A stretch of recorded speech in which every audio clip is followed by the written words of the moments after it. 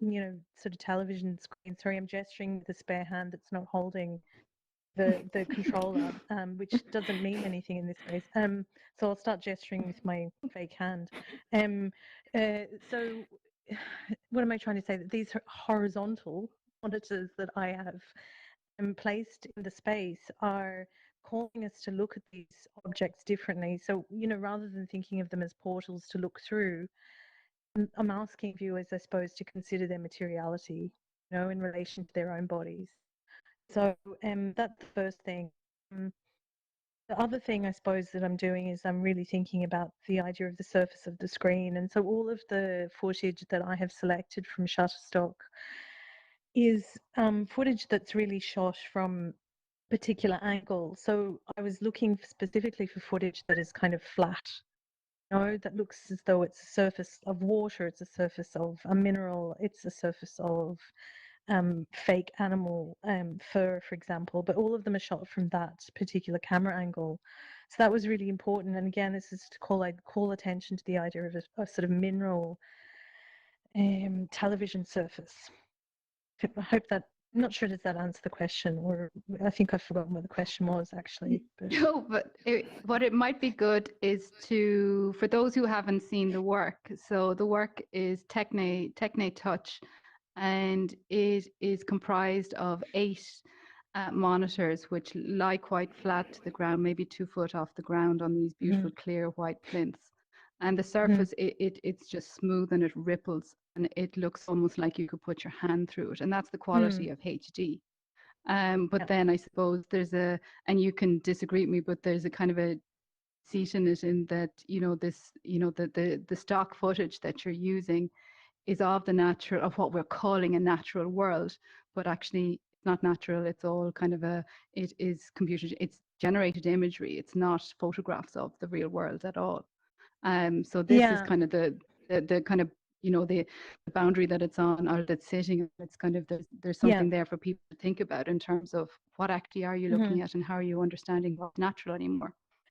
Yeah, and I think that the point of the work isn't to sort of, gesture to, that this is the natural world in any kind of sense. It's actually thinking far more about the human impulse to image the natural world, and whether, and some of the footage is, real shot footage, and some of it is computer generated. So it's a mixture of the two. And to me, like, both are interesting because both reveal things about how human beings image the world and what that means about our relationship to it, and furthermore, that this footage is actually, it's commercial footage, it's for sale, and quite a lot of it I look at and think, I'm not really sure what this is for. Like, what is this footage advertising, or what would it be used for in a commercial sense? So it's kind of interesting to me to think about that, I suppose, capitalist urge to sell imagery, as well. Do you think there's something in terms of how we absorb this imagery? Is there something lost? Where are we sitting with it right now? Is there trouble with that?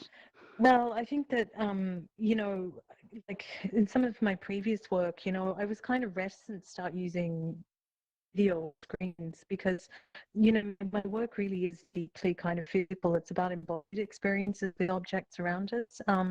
But I knew when thinking or speaking about that type of thing, work, or that type of experience, there came a point where I had to acknowledge that so much of how we experience the world is through screens. So it seemed like really important that I would start to consider embodied relationships to, not to technology, but to the screens and to the objects that we use to access that technology. So it was a bit of this, I suppose, 4 or 5 years, maybe 5 years ago now, that I started to look at using video work, I suppose, as a way of speaking to that. So I suppose I've kind of lost track of my thought there around that. But that became something important about this idea of the screen as being this material device. And I'm not really being critical of, well, I suppose I am being critical, I suppose, of this idea of thinking that we can have these disembodied technological experiences. And I also worry about the politics of that too. When we approached you to make this work, there was a piece of work that you had on your website, and that was maybe the initial starter for a conversation with you. And it had to do with touch, and it was a piece of fur that was rippling and hands, and it was very much about, you described how you made it during COVID and how it was about kind of something that was absent, or maybe something that we were kind of seeking from a screen or something.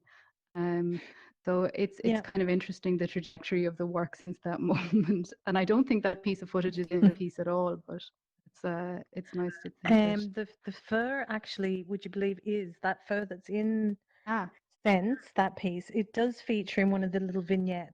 I put my hand piece down to gesture again, so I won't. That's so strange. I have this thing in my hand. I'm like putting it down. It's actually my fake hand. That piece of fur footage does occur a couple of times in one of those little vignettes on the screen. But that piece, I made that piece Sense during COVID, and it was really thinking about. No, I had this sort of thought, well, like, is a practice like mine even going to be possible, in this situation when we constantly, at that time, were being really, we were terrified of surfaces, we were terrified of touch, and all this kind of idea of like touch or bad surfaces. I kept thinking about this idea of bad surfaces. And how do you make sculptures then? And how do you have these embodied experiences of artworks in galleries? I just thought maybe, without knowing what the trajectory of the pandemic would be at the time, I just thought, well, maybe actually my practice won't be possible anymore, or that type of practice won't be possible anymore. But that was right at the beginning. But also that piece was very much about familial relationships and this idea of kinship and the closeness and proximity of bodies, family bodies, I suppose. And that was something that was very real to me at the time. The closeness with my family, and the proximity of our bodies in a way that we hadn't experienced before was really profound. This idea, that kind of brings me on to kinship, and Donna Harraway, the theorist, is somebody that, when we're thinking about cyborgs and her writing, and she's written about cyborgs and gender and feminism, but she's also written really nicely about kinship and our relationship to, yes, our kin and to animals, but also to the relationship that we have to technology. And the kind of, how intrinsic the technology is to us, but also the kind of respect that we need to kind of hold in terms of technology and how it is advancing alongside us. And I suppose for Michelle, for the work that you and Coilin O'Connell and Eva Richardson McRae made, the piece that was in response to the Braun site, that's really taking on technology and how close we are to it, how we use it in our daily lives, but also how he animated that technology in a really, really gorgeous way. Do you want to talk a little bit about that?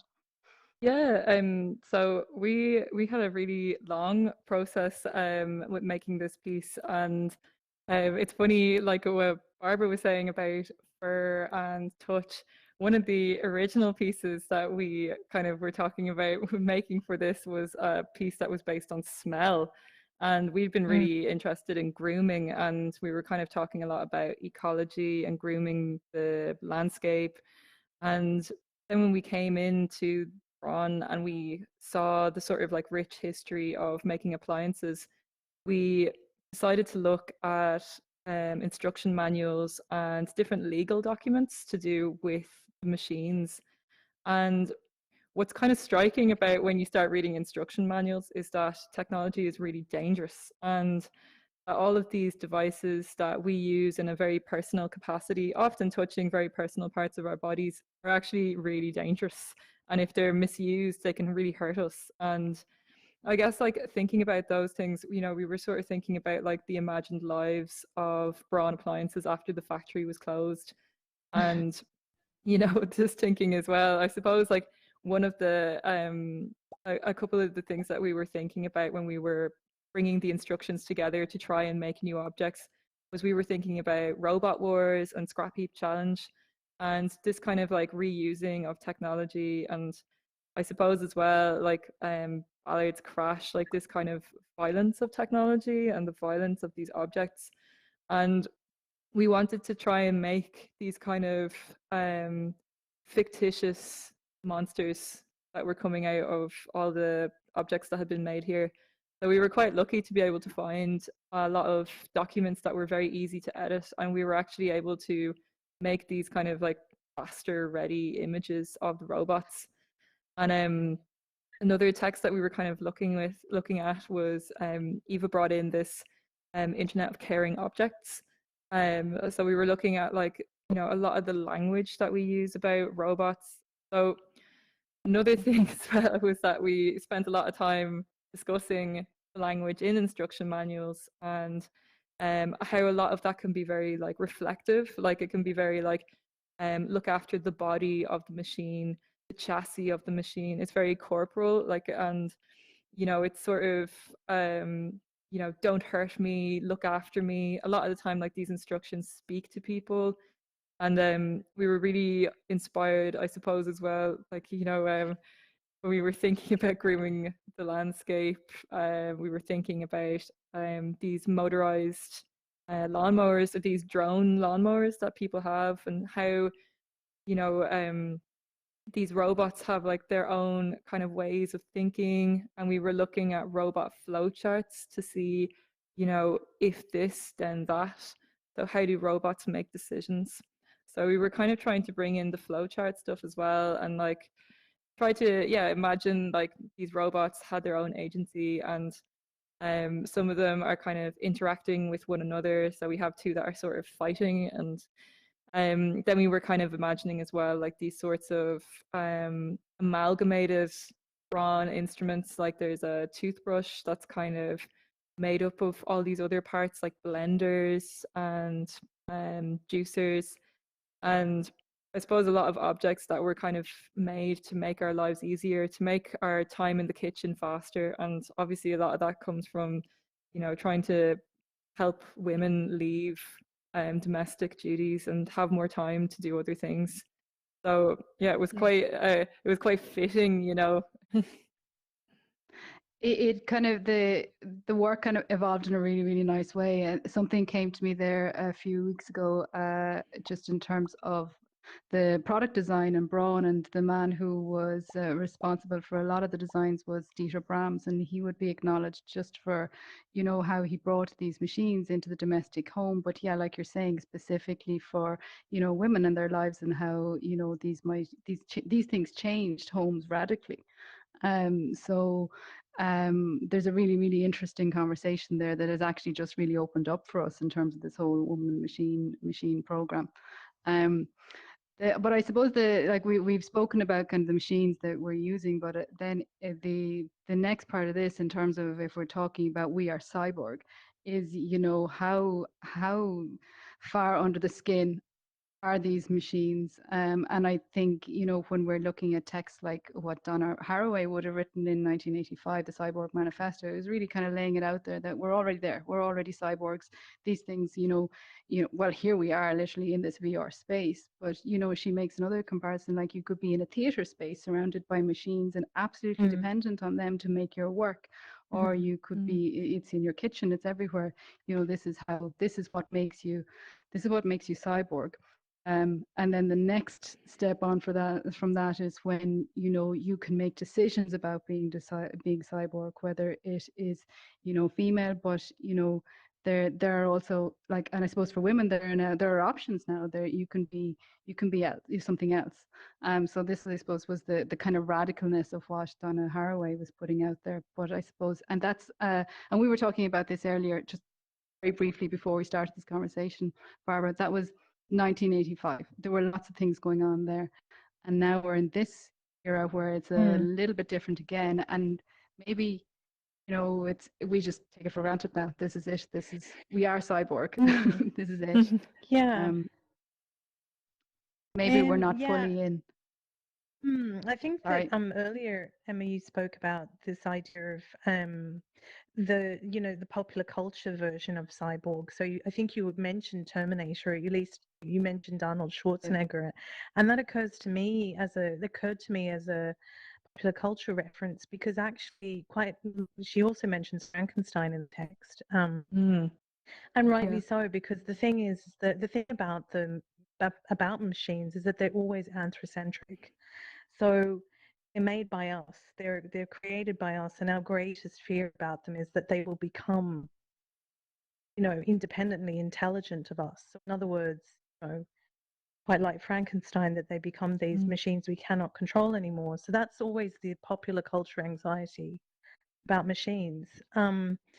So where am I going with this? I mean, I'm thinking, thinking about Donna Harraway's work more broadly and thinking about that text in context of some of her other work and more recent work that I'd be more familiar with possibly from my own research and from my educational practice as well. And just thinking about how she's using this idea of the cyborg as a kind of tool to sort of gesture to other ways of being in the world, so that the cyborg also sort of challenges, it's transgressive, it's a transgressive thing. It's a hybrid creature. She uses that word frequently. And then in more recent work, she's kind of pointing to a different thing altogether around, or something broader than that again. So moving away from this anthrocentric view of the world and thinking about plants and thinking about animals and our relationship to those things, and how, she calls for sort of these interspecies models. And, I guess she, I suppose moves on from this kind of more sort of human point of view and uses these other tools of sort of thinking about these interspecies models, for example. How can we be with other species in the world, as a way of thinking ourselves out of the trap of being human, something. Yeah, that's nice. A way of thinking ourselves out of the trap of human, because we're sharing the space with so much more.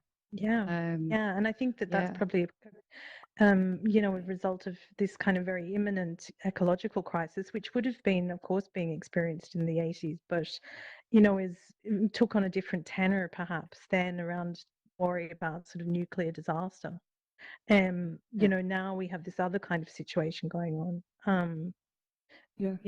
I suppose thinking about the Anthropocene and thinking about very imminent climate catastrophe. I guess she's using different tools now to kind of gesture to how we can think about different ways of worlding. Yeah. Something else that I discovered was that she wrote the Cyborg Manifesto on her first laptop that she. Okay. Oh, wow. So that's kind of a nice, just a little bit of general knowledge. What a nice thing to know. And there's something else in the work that you created, Michelle, which is called "How Do You Care for Me?" Just by the way, I don't know that we mentioned that, which I think is really, really nice. But another part of the work was these images of humans interacting with the appliances. So there's one really funny one where there's a tongue cut in in a hair straightener, which everybody looks at that image and they're kind of going, oh yeah, they might know a friend who did that. So yeah, the threat of machine is there. But that series I thought was really nice. So there's a couple of different layers to the work that you create, but I thought that was really nice. And I wonder where that kind of came from in the journey that you went on, where those parts kind of emerged from. I guess those parts, so there's I suppose a series of I think there's about 15 extra images, and the text on some of them comes from affirmations.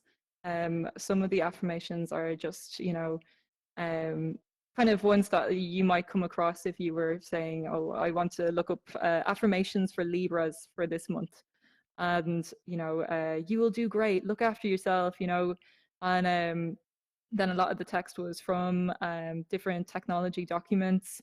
And I guess it was kind of like this idea of like putting something that was quite spiritual and intrinsic with something that was supposedly not.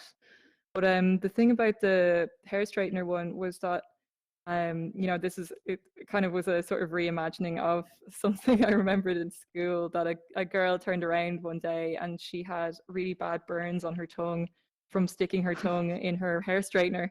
And like the idea of it always stuck with me, because I was like, why would someone do that? But it was because you're curious, and you're curious about what this machine can do. You're kind of almost daring the machine to hurt you, or you're really interested to know, like, you know, what is burning point with this machine. So it kind of is this sort of like almost like fetishistic interaction with machinery, that like you're not really sure why you're doing this with machines, but you kind of push your relationship with them further, and you try to use them for the things that they're not for. So we were kind of thinking about that, and we were also thinking there was another one as well, that was the lawnmower drone on the ground, and there was a little boy, and you know, this is actually from a instruction manual, but there's like a little boy on the ground, and he has all these sticks and rocks, and you know, it's about like moving things out of the way of the machine and to not have anything in its path. But you know, we were looking at the image and we were sort of saying, you know, boy will throw rock at the machine. So there's kind of like, you know, that like maybe looking at that humans are causing violence to the machines then, and sort of like just looking at all these different types of relationships that we have to machines. And you know, if machines have their own agency, how do they react to these things, you know? So yeah, we were kind of just trying to utilize the texts and the instructions to come together to kind of explore these different relationships. Yeah. Yeah, because as a kid, you're going to lick the iron, you're going to do all of these things, you're going to push it a little bit. So yeah. And then I suppose just in terms of this idea of woman in the machine and women in technology, and you're both educators, both with the different colleges, and I'm just wondering, like, you know, there are things that are, I suppose, in the air at the moment, and I think that definitely we're looking at, you know, in this show there's an awful lot of female artists who are using electronics and doing DIY electronics. As an art institution, we're like coping, you know, we get these artworks that are coming in, and it's a whole new set of terms in terms of maybe like what we were doing 5 years ago in terms of how we care for these artworks. So I'm wondering, in terms of kind of in terms of colleges and what people are doing and what work young artists are making, you know, where does the machine fit into, where does technology and electronics fit in right now in terms of what's going on within colleges and within the groups that you're with? Well, do you want to go ahead? Go ahead, Michelle. You go ahead. Yeah. Well, I work in further education, and you know, we were really unprepared for the lockdown in January, even though I guess we should have been prepared. But we ended up, you know, like obviously it was a really hard time. There's a lot of inequality when people go online.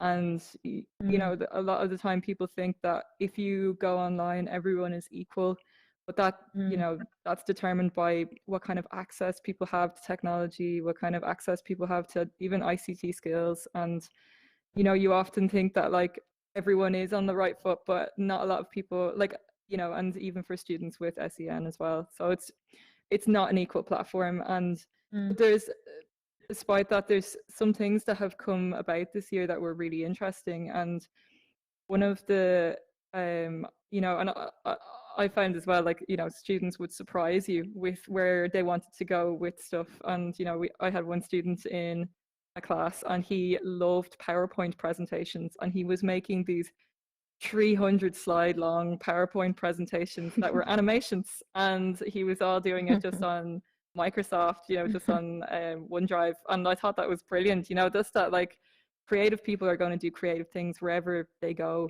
And you know, here's someone who's really good at drawing, but when they're put on Teams, they're going to do something creative on Teams as well. So I was quite surprised. But yeah, as Emma knows, the #1 platform that we were working on, both like in my school and in my own practice, was Miro.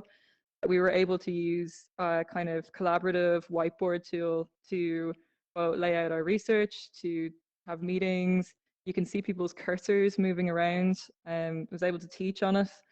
I mean, you're even able to play Dungeons and Dragons on it. So, I mean, I kind of feel like that's just completely changed education. It's completely changed my practice. It's changed everything. So that would be something that like I'll probably come back to again and again in the future. Think do you think we're even more we're more networked now than we were a year, like we were always networked, but now after this last while we're even more networked.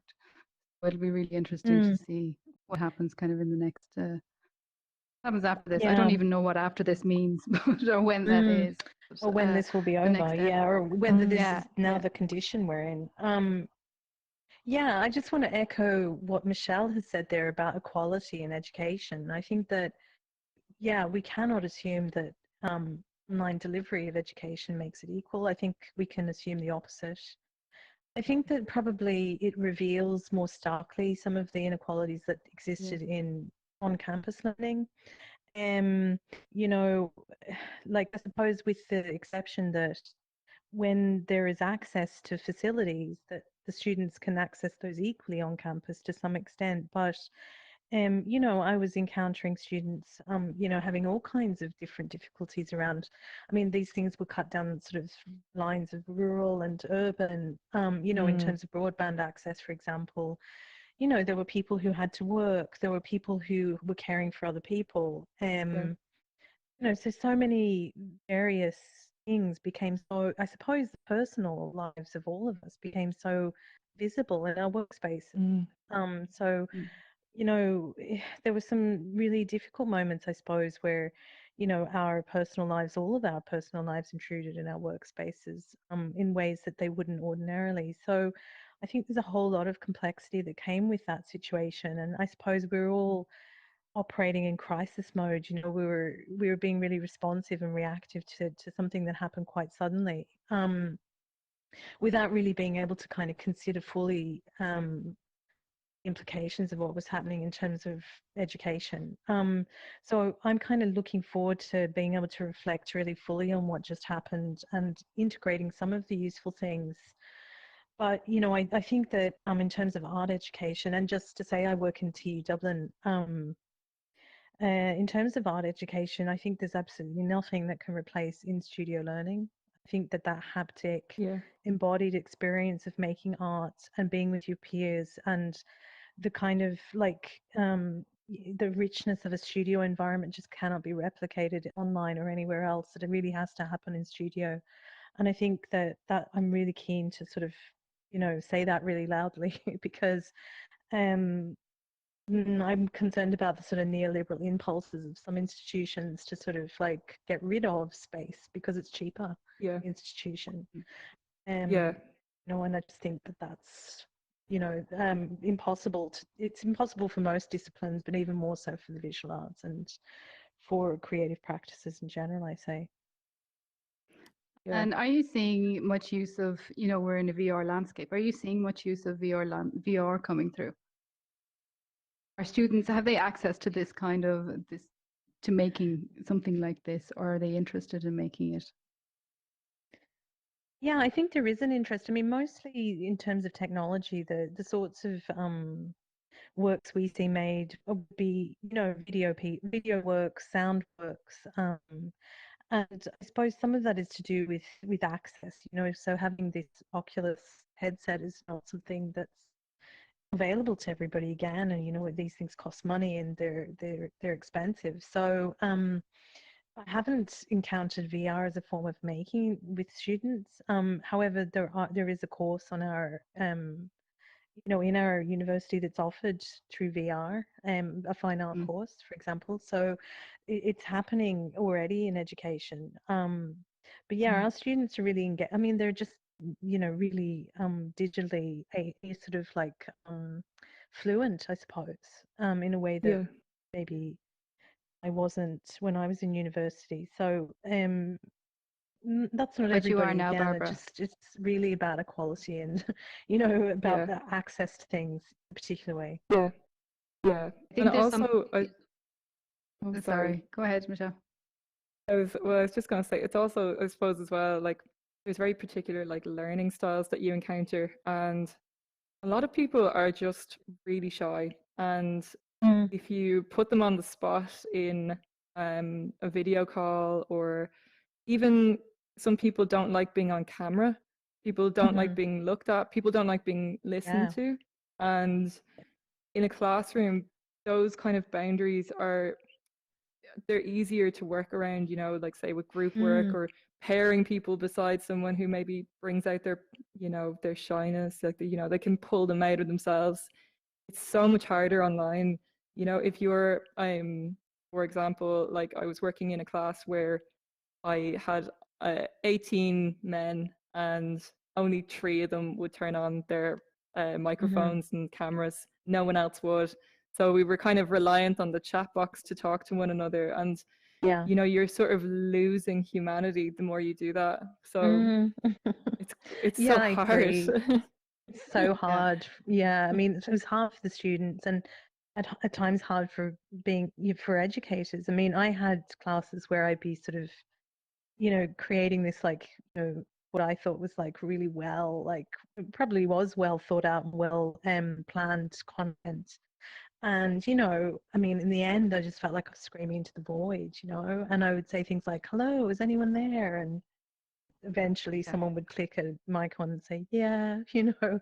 And I think there was just fatigue as well in the end, like digital fatigue. People were just tired of logging into these sort of, you know, strange spaces and having content sort of delivered to them in that way. And yeah, I mean, it was just, I mean, it is quite taxing for everybody. So, you know, a strategy I sort of adopted, because, you know, I was really aware and sort of conscious of the fact that students were just desperate to have some haptic art making, with these sort of like open sessions where students, you know, were invited to come into a Teams sort of meeting, and we would just like draw together, and we'd listen to talk or a podcast together, and we'd just draw or make. And there was something about having this kind of matrix of screens and you'd just glance across. And, you know, I did say, if you can all have the cameras on, because we're trying to create this communal studio here. And you'd glance across and you'd see all these sort of like spaces of people making. And there was something really important about that. And it was just, I operated just on a hunch about it, you know. That's so cool. I think there's a hiding behind the machine as well. Like, you know, we have there's all these possibilities, but you can hide within it as well. And it draws, you know, you're kind of really, it's this idea of having this space, like this rectangle with your name on it or your face on it, just sort of hovering there. It's like performative in a way that being in a classroom isn't. Yeah. And your eyes kind of like start focusing in on yourself. Yeah, totally. Yeah, or not looking at all, kind of looking into space, kind of just, so I've tried all those things. But I think the fatigue and the digital fatigue, that's something that we all have to reckon with over the next while. So just to kind of throw it out, we have an audience here. If we went a little bit off point, I think we pitched this as we are cyborg with a question mark, but then I think we quickly decided that yes, we are cyborg with no question mark, that the machines are kind of they're intrinsic to us, and then moved on from there. But if we can throw it out to the audience, if anybody has any questions that they'd like to put to us, or to either of the artists that are here tonight. I'd love to ask Barbara a question. It's Camille here. Hi, Barbara. Hi. I was really interested that you were saying you work a lot on the theme of embodiment. I work in virtual reality, and I'm also super obsessed with virtual embodiment. And there's a lot of research from Stanford University to show that when you have an embodied experience, you can really take a lot of those learnings, especially soft skills like empathy, back into the real world. I don't know if you've heard of the Superman experiment. Last bit there. Oh yeah. So I actually just wanted to know how you're finding this virtual embodiment experience yourself, Barbara, and do you think you'll come back for more, and do you think you might explore how virtual embodiment might influence your work, and especially around touch and haptics and elements like that? Yeah, I know. I mean, actually, I use the word haptic a lot, and of course, having an iPhone, you look in the settings and it says haptics, this idea of the thing vibrating or being responsive in some way, or that you can feel it in your body, so I guess I just keep thinking about this idea of technology as being completely physical, material, I suppose is what I mean, actually. So not just embodied, but material. So this thing that I have sitting on my head, I can really feel its weight, like it's quite heavy, and I'm becoming tired from it, and it's pinching me around my ears and all of that. So I'm having this kind of material, physical engagement with the headset, and with the things I'm holding in my hands. I'm guessing that might be what you mean by embodied, or embodied virtual reality. I'm also thinking about proprioception in this environment. And I know that these environments can affect people differently, and that some people become nauseous or have difficulty with proprioceptive reactions to things. So am I thinking, so, can I imagine making sculptural work in this sort of environment? Yeah, maybe. I mean, I think, again, I'm sort of really intrigued more so by the hardware of these situations more than I am the kind of, the virtual spaces themselves, I think. Great, thank you. Probably. Anybody else, any questions or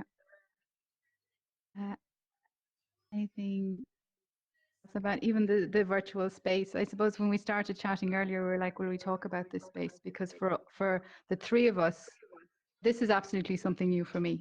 I don't know if it was for you two, but even I suppose that leap of faith, and Joe was over there in the corner, there was a big, in terms of how we would kind of approach this and step into it. I suppose I was kind of hesitant. I was wondering about who can access. I'm really glad that I made the effort. It does extend, it just opens up another space and another place to explore, and another, it's another realm, I suppose. Then it's how it's sitting. And I was saying to the guys that last night I had a dream that I had no arms, but I was trying to drive with just hands. That was absolutely because of the last few days trying to just figure out this landscape and this VR world. So I'm wondering what the future of it is, and next year for the festival, or will we be in a VR landscape, or is this something that we're just going to have as like alongside all of the other things that we do? And I know that Joe is down there, and I don't know if she can speak, but this is a landscape that you're really invested in, and this is a technology and a machine that you are really within. So you're obviously you see a future for it that maybe you can comment on a future for it that maybe don't have the words or haven't considered. I'm sorry to drag you into this, Joe. That's grand. It was interesting listening to you there, and actually I have a tendency to kind of fast forward into the future, I was already going, even though I'm not going to be involved in the festival next year directly, I was kind of imagining this place exists now. This place can host events. I was starting to go to, party, like needs of a party, how useful is it for talks? Is it more useful as a networking place? Because I think there was something beautiful that happened at the kind of fly-through, walk-through that Camille and Ciara hosted for us last Thursday, where people just couldn't stop chatting to each other and going, oh, and you, and you, and you, and I haven't seen you, and and there was that feeling of not having seen people in ages. It was really beautiful. Like I ended up getting dragged to the bar for a chat with someone that I hadn't seen, literally hadn't seen in 10 years. And I didn't know he was going to turn up at the launch on Thursday. So it was exciting. I think it's a future. I think it's about parallels that I know many of you do. We're at live events at the festival at the weekend. There's no getting away from how amazing it is to be in front of live performers. So live art, live performance is always the winner in my mind. Kate, I'd love to. Oh, sorry, someone else is going to come in. Yeah, go ahead. Sorry. Oh, sorry, I cut you off, Joe. Look, I was just going to say I can't wait for Barbara and what you call Michelle to actually Michelle. show us into the portal over there and see your work in there. I think that'd Oh, be deadly. So we're not just chatting. We can yes. actually have a look. Yeah. Oh, Kate, you great. had your hand up. Can we hear Kate? Yeah, sorry. Can you hear me now? Sorry, it's just breaking up a little bit on me.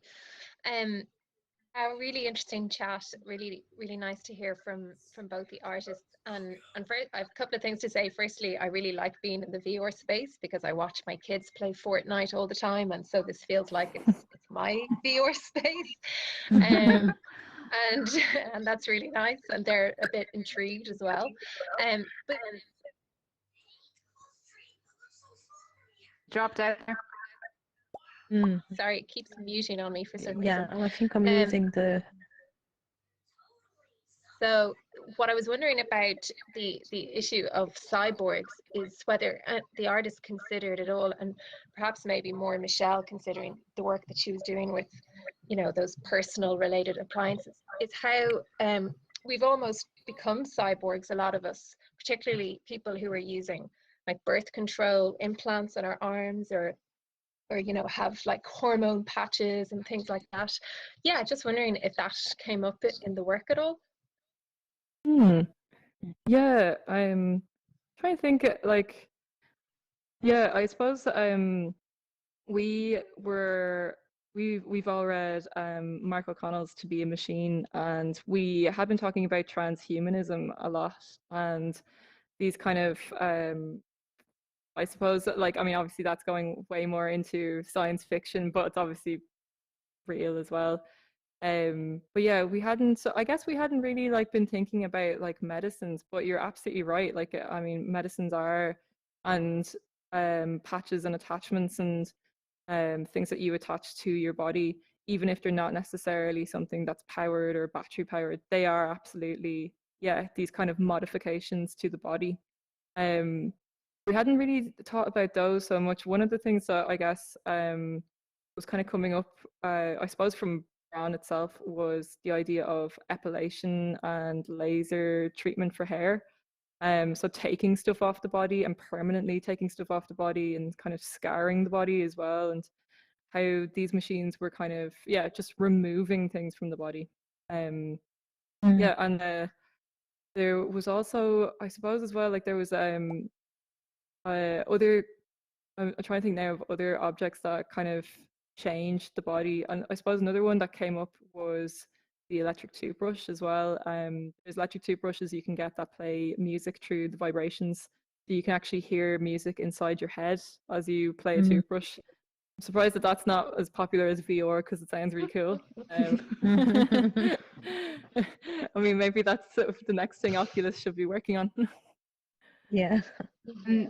That's something that Donna, for Kate there, that's something that in Donna Harraway's text, she would have focused a lot on just the pharmaceuticals and the things that we are taking into our body and altering ourselves with. And that was one of her big kind of, I suppose, points in terms of how cyborg we actually are. And the Testo Junkie book, I think, is really helpful on all of that as well. Yeah. So I know we were told that actually having these things on our heads for too long is not a good thing. So to try and keep it to a certain time, we're going a little bit over. But what we could do is take a wander up to the Woman in the Machine, the Braun site from here, and just look at your works installed. And before we do that, just in case we lose anybody along the way, thank you so much for joining us this evening. It's so nice to see some familiar and some new faces. And just to say a big well done to Joe Mangan, who really pushed us all in terms of this site and just bringing us along on the journey. And to Ciara and to Christina, who are here as well. Ciara, and just it's an incredible experience. It kind of blew my mind. I've been in here over the weekend hanging around and doing lots of different things, so well done to you guys. So yeah, if you want to follow us, I have to look around now and see which direction, but yes, it's over in this direction. We're going up into this site up here. Okay, thanks everybody. Cool. Thank you to our Thanks, speakers. Emma. Thank you. Thanks, Michelle. Oh, Oh, you stuck, Michelle. Oh, you go. Thank you for that. sorry. Oh, Kate, awkward. Somebody gonna is ask leading the you. way. When you're doing your talk with Gemma and who else was it with? It was Rue. And does Gemma have a headset? Because she could probably come into Fire Station and use this one. Emma, you're Um, going so fast. I think I have a. Oh, I think you're I have a flying. trigger for going fast. Okay, so what do we do? Do we just click to go in, do we? Yeah. We can start a thread because I'm not sure what the story is, but like I'd be able to just sneak her in here, you know. Yeah, and yeah, because I've already got it all set up, and you have to set up the sensors and everything, and it takes so fucking long. All right.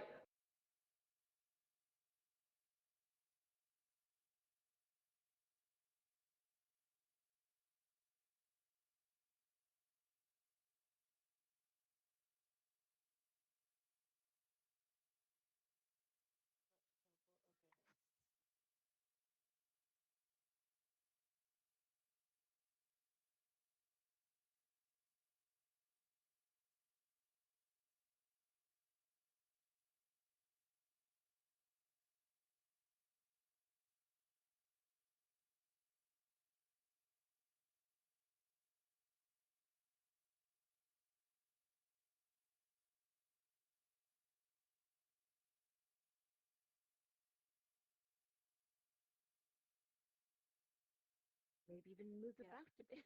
No, it's so funny. Yeah, You know, thing. yeah. But yeah, let's see. We'll chat about it tomorrow. And is that your room we're going to? Your own? No, Or are we no, meeting we'll be here? doing it at the same place. Yeah, where Emma Lucy But just in was there. the meeting as well, the 12:30 meeting as well. Oh, sorry, that's just Google Meet. Yeah, like just a video Oh, call. okay, good. Yes, cool, good, perfect. Cool. Yeah, looking forward to it. Yes. Now, I'm let's going to go and see. check it out now. Yeah, let's see where we're going. So where is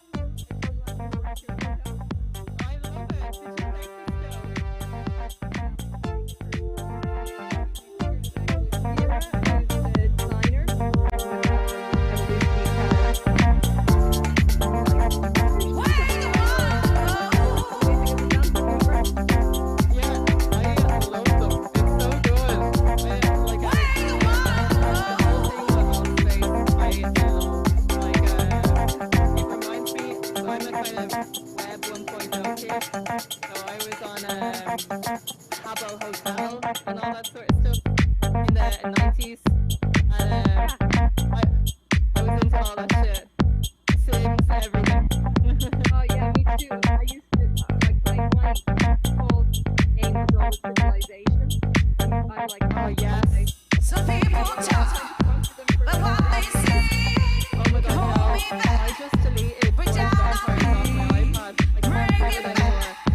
Take it slow, bring it back to